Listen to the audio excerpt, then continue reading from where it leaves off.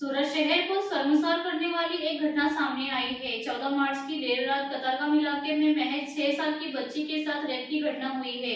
रात के समय परिवार के साथ सो रही बच्ची का अपहरण कर एसएनसी स्पोर्ट कॉम्प्लेक्स में ले जाकर आरोपी ने उसे अपनी हवस का शिकार बनाया।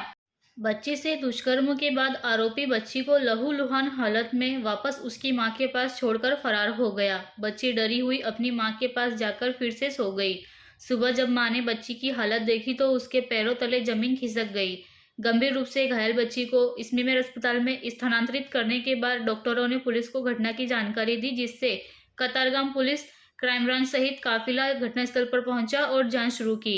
फिलहाल गंभीर रूप से घायल बच्ची का स्मीमेर अस्पताल में ऑपरेशन किया जा रहा है। गायनेक विभाग और सर्जरी विभाग के अनुभवी डॉक्टरों की टीम द्वारा तत्काल सर्जरी की गई। डॉक्टरों ने बताया कि बच्ची की हालत गंभीर है। डॉक्टर्स लगातार बच्ची की निगरानी कर रहे हैं। પોલીસ પાસે આજે સવારે સ્મીમેર હોસ્પિટલથી એક વર્દી મળી છે। બહુ ગંભીર પ્રકારની બનાવ બનેલ છે એવું જણાવવામાં આવે છે, જેની અંદર એક 6 વર્ષની દીકરી છે જે રાત્રે એની મમ્મી પાસે આ જગ્યા જે છે એની પર સૂઈ ગયેલી હતી। કોઈ અજાણ્યો ઈસમ છે એ છોકરીને ઉપાડીને એની પર સેક્સ્યુઅલ એસોલ્ટ કર્યો હોય એવી પ્રાથમિક માહિતી વર્દીના આધારે જાણવા મળેલ છે।